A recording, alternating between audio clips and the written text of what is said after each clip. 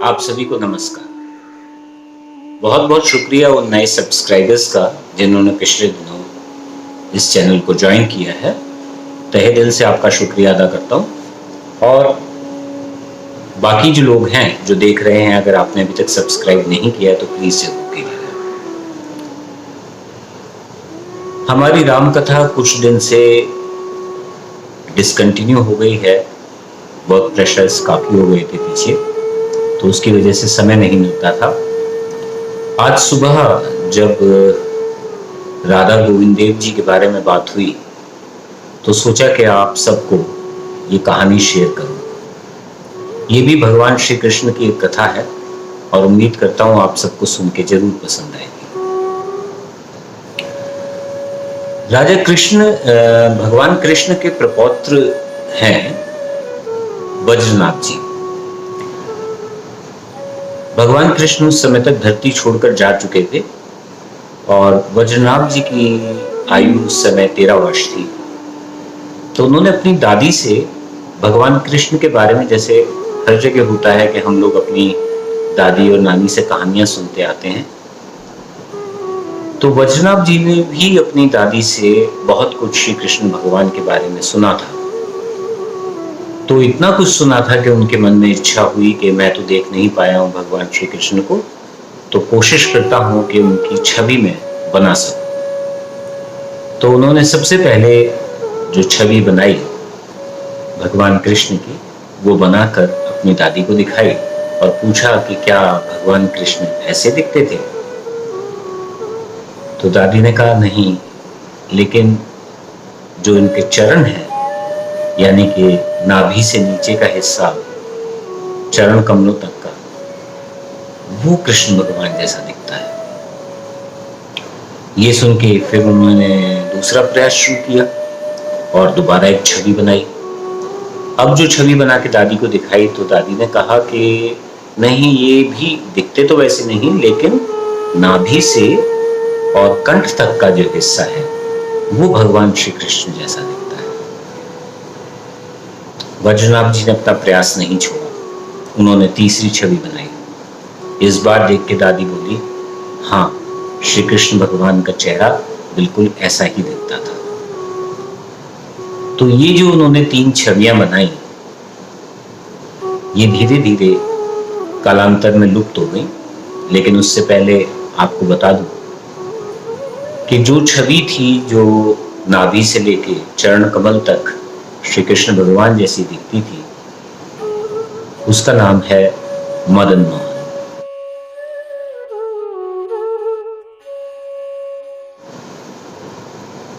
और दूसरी छवि जो कंठ से लेकर नाभि तक दिखती थी भगवान कृष्ण जैसी, उसका नाम है गोपीनाथ जी।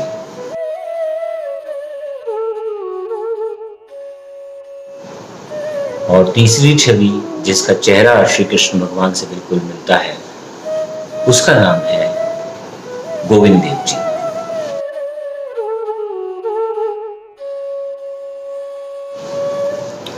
तो वज्रनाभ जो थे वो शासक थे इंद्रप्रस्थ के, यानी कि दिल्ली के, और मथुरा और ये सब क्षेत्र भी उन्हीं के अंतर्गत आते थे। तो उन्होंने ये छवियां जो थी वो विभिन्न मंदिरों के रूप में वहां पर स्थापित कर दी थी। लेकिन कालांतर में हुआ ऐसा कि समय के साथ धीरे धीरे ये तीनों छवियां, तीनों मूर्तियां कहीं खो गई। भगवान महाप्रभु श्री कृष्ण चैतन्य महाप्रभु के बारे में आप लोगों ने जरूर सुना होगा। श्री चैतन्य महाप्रभु जो थे वो बंगाल से थे, नवद्वीप से, और बहुत ही कम आयु के अंदर उन्होंने संन्यास ले लिया था और वो भगवान के नाम का पूरे जग में विचर कर भगवान के नाम को प्रसारित करते थे। ऐसे ही जब चैतन्य महाप्रभु पहुंचे वृंदावन, तो क्योंकि भागवत के अंदर और ग्रंथों के अंदर भगवान वेद व्यास ने वृंदावन धाम का और इन सब चीज़ों का, श्री कृष्ण भगवान की लीलाओं का वर्णन किया है, तो उनको लगा ये स्थान बिल्कुल जो वृंदावन बताया गया है भागवतम में, उससे बहुत मिलता जुलता है। और श्री चैतन्य महाप्रभु जो थे वो सब स्क्रिप्चर्स के ज्ञाता भी थे और साथ साथ में मेडिटेशन उनका बहुत स्ट्रांग था। तो उन्होंने अपनी ध्यान साधना से इस जगह के बारे में और जाना। बाद में उनके जो शिष्य थे, प्रमुख जो शिष्य थे, वो थे 6 गोस्वामी। तो उनको उन्होंने आदेश दिया कि आप लोग वृंदावन जाओ और जो वृंदावन के प्राचीन स्थल थे उनकी खोज करो। तो गोस्वामी जो उनके 6 गोस्वामी शिष्य थे, तो गोस्वामी का अर्थ आप सब जानते ही होंगे, गो यानी कि इंद्रियां और स्वामी यानी कि मालिक। तो जो अपनी इंद्रियों का, खुद की इंद्रियों का स्वामी हो उसको गोस्वामी कहते हैं। गोस्वामी कोई कास्ट नहीं है। तो ये 6 के 6 श्री कृष्ण श्री चैतन्य महाप्रभु के प्रमुख शिष्य थे और बहुत आगे बढ़े हुए थे स्पिरिचुअल वर्ल्ड के अंदर। तो ये लोग जब वृंदावन पहुंचे तो उसमें से 2 ब्रदर्स थे, एक थे श्री रूप गोस्वामी और एक थे श्री सनातन गोस्वामी। ये दोनों भाई थे और ये अलग अलग स्थानों पर वृंदावन में रहने लगे और प्राचीन स्थलों की खोज करने लगे। और इसी श्रृंखला में जो आगे गोस्वामी आए उन्होंने भी इसके ऊपर काम किया। तो एक बार की बात है कि रूप गोस्वामी जो थे वो यमुना के किनारे अपने ध्यान में, उनकी एक छोटी सी कुटिया थी और वो अपने ध्यान में मग्न रहते थे ज़्यादातर भजन के अंदर, और भिक्षा के लिए जाते और जो कुछ उनको भिक्षा स्वरूप में मिलता वो ला के रख देते।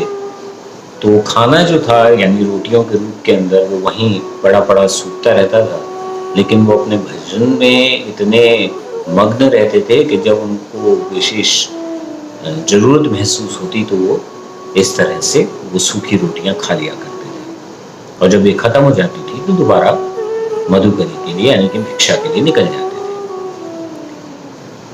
तो ऐसे ही उन्हें एक बार वो मधुकरी के लिए गए तो उनको एक ब्राह्मण थे, उनके घर के बाहर उनके 2 बच्चे खेलते हुए मिले और वो भगवान श्री कृष्ण की प्रतिमा से खेल रहे थे, ऐसे कि जैसे वो उनमें से एक ही हो, भगवान कृष्ण। तो ये देखकर उनको बहुत बुरा लगा कि भाई ये भगवान के प्रति अनादर है कि जिस तरह से इस मूर्ति के साथ ये खेल रहे हैं। तो उन्होंने ब्राह्मण को काफी सुनाया और उनको पूजा पद्धति बताई कि आपको ऐसे करना चाहिए।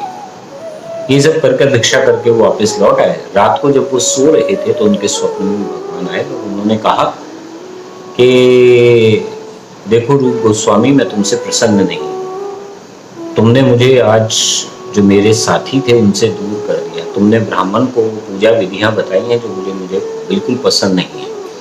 मैं तो उसके बच्चों के साथ ही खेलना पसंद करता था। और साथ ही उन्होंने उस ब्राह्मण को सपने में आए और उनसे बोला कि तुम्हारे तो ऑलरेडी 2 बच्चे हैं, तो तुम मुझे जो है वो रूप गोस्वामी को दे दो। अब दोनों को स्वप्न आए थे, दोनों को अपनी गलतियों का एहसास हुआ। तो अगले दिन दोनों अपने अपनी जगहों से एक दूसरे से माफी मांगने के लिए निकल पड़े। रास्ते में दोनों मिल गए। ब्राह्मण जो थे वो श्री मदन मोहन जी की प्रतिमा हाथ में लिए हुए थे और उन्होंने उनको देना चाहा रूप गोस्वामी जी को। रूप गोस्वामी जी ने कहा नहीं, मेरे से अपराध हुआ है, मैंने ऐसे रोका, वो तो तुम्हारे बच्चों के समान ही है, तो तुम ही इनकी देखभाल करो। उन्होंने कहा नहीं, मैं नहीं रख सकता, क्योंकि मुझे भगवान ने आदेश दिया है कि मैं आपको सौंप दूं। खैर, रूप गोस्वामी जी ने कहा देखो, मैं तो ठहरा भजनों में रत रहने वाला, तो मैं प्रभु की सेवा कैसे कर पाऊंगा। तो ये करते करते जब बात इतनी आगे बढ़ी तो इनके बल के बारे में हम नहीं सोच सकते, लेकिन उन्होंने भगवान श्री कृष्ण से कहा कि मैं आपकी देखभाल नहीं कर पाऊंगा, मैं खुद रूखी सूखी खाता हूँ, आपके लिए मैं कुछ विशेष नहीं दे पाऊंगा। तो अगर आपको ये, आप इस बात के लिए रजामंद हो कि जो जैसी रूखी सूखी मैं आपको खिलाऊंगा आप ले लोगे, तो मुझे कोई आपत्ति नहीं। भगवान ने कहा जैसे आप करोगे मैं उसी में प्रसन्न रहूंगा। तो रूप गोस्वामी जी भगवान मदन मोहन जी की प्रतिमा लेके पहुंचे और अपनी कुटिया पे पास में उनको बिठा दिया। अब वो लगे रहते थे अपने भजन के अंदर, और जब भोजन का समय होता था तो सूखी रोटी का भोग लगाते थे ठाकुर जी का और फिर खुद खा लेते थे। तो काफी दिन बीत जाने के बाद एक दिन भगवान बोले कि ऐसा करो कि है तो रूखी सूखी खा तो मैं लेता हूँ, लेकिन अगर तुम मुझे थोड़ा नमक का इंतजाम कर दो तो बहुत अच्छा रहेगा। इस पर रूप गोस्वामी जी बोले, देखो मैंने तुम्हें पहले समझाया था कि मेरे से ये सब नखरे आपके सहन नहीं होंगे। आज नमक मांग रहे हो, कल घी मांगोगे, उसके बाद कुछ और मांगोगे, तो ये सब मैं आपके लिए अरेंज नहीं कर सकता। आपको करना है अपने आप कर लीजिए। कहते हैं कि उसी समय में अपना जो व्यापार था दिल्ली से और इधर आगरा की तरफ, ये यमुना नदी के थ्रू ही चला करता था। तो एक व्यापारी थे कपूर, वो दिल्ली से काफी सामान लेकर बड़ी नाव के अंदर आगरा की तरफ जा रहे थे। तो जब वो नाव उनकी बड़ी नाव, मतलब कोई छोटी मोटी नाव नहीं, जो व्यापार के लिए यूज होती थी, इस तरह की जब बड़ी नाव उस जगह पहुंची जहां पे किनारे पे रूप गोस्वामी जी की कुटिया थी, तो अचानक कुछ पानी कम सा हुआ और वहां पे रेत में नाव का पैंदा धंस गया। अब कपूर जी बड़े परेशान हुए क्योंकि उसमें पेरिशेबल्स थे। तो क्योंकि नाव धंस चुकी थी तो वो उतरे पानी के अंदर, किनारे पे आए तो वहां देखा कुछ बच्चे खेल रहे थे। तो उनसे पूछा कि भाई मेरी नाव फंस गई है, तो ऐसा करो कि कोई यहाँ पे है जो मेरी मदद कर सके, कुछ लोगों को बुला लो। तो उनमें से जो बच्चा था सांवले रंग का, उसने कहा कि यहाँ पास में ही एक रूप गोस्वामी रहते हैं, उनमें बड़ी क्षमता है, आप वहां चले जाओ, वो कुछ भी कर सकते हैं। तो कपूर जी उनकी बात मानकर आगे चले गए। तो वहां पे उनको कुटिया दिखी। उन्होंने रूप गोस्वामी जी से विनती करी कि भाई ऐसे ऐसे मेरे साथ ही परेशानी है। तो रूप गोस्वामी जी ने कहा, मैं निर्बल आदमी, मैं तुम्हारी क्या मदद करूंगा, ऐसा करो ये साथ में बैठे हुए मदन मोहन जी, इनसे प्रार्थना करके देख लो। तो कपूर जी ने उनके कहे अनुसार मदन मोहन जी के सामने माथा टेक के दंडवत करके उनसे प्रार्थना करी, और उसी समय के अंदर यमुना के अंदर जलस्तर बढ़ा और वो जो नाव है वो रेत से निकलकर वापस आगे भी चलने को तैयार हो गई। तो ये देखकर कपूर जी बहुत खुश हुए। उस समय तो उनको जल्दी थी जाने की, तो चले गए। लौटते वक्त वो रूप गोस्वामी जी के पास आए और उन्होंने कहा कि आपने मेरी बड़ी मदद करी। तो उन्होंने कहा, मैंने क्या मदद करी है, इन्होंने करी है, मदन मोहन जी ने तुम्हारी मदद, तो जो कुछ तुम देना चाहते हो इन्हीं को दो, मुझे क्या दोगे। तो इस प्रकार श्री कपूर जी ने वहां पे एक विशाल मंदिर का निर्माण किया जो आज भी मौजूद है। तो ये हुए भगवान मदन मोहन जी, जिनकी जो छवि में नाभि से चरण कमल तक श्री कृष्ण भगवान जैसे दिखते हैं। अब उसके बाद एक मैंने आपको थोड़े दिन पहले बताया था कि गोपीनाथ जी जो हैं वो कैसे मिले थे। तो अद्वैत आचार्य जी के शिष्य थे, परमानंद जी उनको मिले थे और उन्होंने आगे सेवा अपने शिष्य को दी थी, जो कालांतर में चलते हुए मधु पंडित गोस्वामी जी पे आ गई थी। तो ये राधा गोपीनाथ जी जो थे ये भी पास में वृंदावन के अंदर स्थापित थे, और भगवान मदन मोहन जी। और जो इनके दूसरे रूप गोस्वामी जी के जो दूसरे भाई थे सनातन गोस्वामी, ये जिस जगह पर रहकर तपस्या करते थे तो वहां पे दोपहर का समय था, गर्मी के दिन थे, तो वो थोड़ी देर के लिए भजन करते करते लेट गए। और जैसे ही वो विश्राम अवस्था में थे उसी समय एक लड़का आया, वही सांवले रंग जैसा। तो लड़का आया और उनसे बोला कि बाबा जी, मैंने एक विचित्र घटना देखी है। बहुत दिन से मैं देखता हूँ कि यहाँ पर एक गाय आती है, पास में एक जगह है और एक स्थान है, वहां पे खड़े होकर वो अपना सारा दूध उस स्थान पे गिरा देती है। ये बात सुन के सनातन गोस्वामी जी बड़े आश्चर्यचकित हुए। उन्होंने कहा, क्या तुम मुझे वो जगह दिखा सकते हो? उन्होंने कहा, हाँ बिल्कुल, आप मेरे साथ चलिए। तो सनातन गोस्वामी जी जब उस जगह गए तो उन्होंने देखा कि वो टीले पे जगह थी, और जो जगह उन्होंने बताई थी बालक ने, तो उन्होंने थोड़ा सा उसको खोदा तो वहां पे उनको प्रतिमा मिली श्री गोविंद देव जी की। तो गोविंद देव जी की जो प्रतिमा मिली तो उनकी पूजा करने लगे, बिल्कुल भाव में बहकर। और क्योंकि वो भी एक संत थे, उनके पास कुछ ज्यादा था नहीं, लेकिन वो चाहते थे कि इनके लिए एक मैं मंदिर बनवाऊं। तो उन्होंने राजा मान सिंह से रिक्वेस्ट करी, जयपुर के जो राजा थे, कि आप अगर कृपा करें तो गोविंद देव जी के लिए एक मंदिर यहाँ पे तैयार कर दें। तो कहते हैं कि उन्होंने, मानसिंह जी ने भगवान के लिए एक विशाल मंदिर की प्लान बनाया और उसके लिए निर्माण शुरू कर दिया। लेकिन ये मंदिर का निर्माण चलते चलते एक समय ऐसा भी आया कि जब उनको लाल पत्थर की कमी पड़ गई, क्योंकि लाल पत्थरों से ही बना है और 7 मंजिला होता था। तो ये बात जो थी उस समय जो अकबर था उनको पता लगी, और अकबर का विभिन्न धर्मों के लिए स्नेह स्वभाव था, तो उसने अपने पास से मान सिंह जी को बोला कि जितना लाल पत्थर आपको चाहिए मैं आपको दे दूंगा। और इस तरह से श्री गोविंद देव जी के मंदिर का निर्माण। कहते हैं कि जब इसकी टॉप स्टोरी के ऊपर दिया जला करता था तो वो दिल्ली तक दिखता था। और समय का प्रभाव देखिए कि वो समय भी आया जब औरंगजेब राजा बना और उन्होंने बहुत मंदिरों का विध्वंस किया, और ख़ास तौर से वृंदावन के जो मंदिर थे वो काफ़ी तोड़े गए। तो जिस समय ये घटनाक्रम चल रहा था, वो मंदिर तोड़ते हुए बढ़ रहे थे, और ये जब खबर लगी कि वृंदावन में भी मंदिर तोड़ने आ रहे हैं, तो भगवान श्री मदन मोहन जी, गोपीनाथ जी और गोविंद देव जी को वृंदावन से उनके सेवक और पुजारी जो हैं वो छुपाकर बैलगाड़ियों में निकल पड़े और राजस्थान पहुंचे। राजस्थान में क्योंकि राजपूत राजाओं का राज था तो उनका संरक्षण इनको मिलता और वहां पे इन मूर्तियों को खराब नहीं किया जाता। तो श्री मदन मोहन जी जो है वो आज के समय जो है करौली राजस्थान में वहां पे है,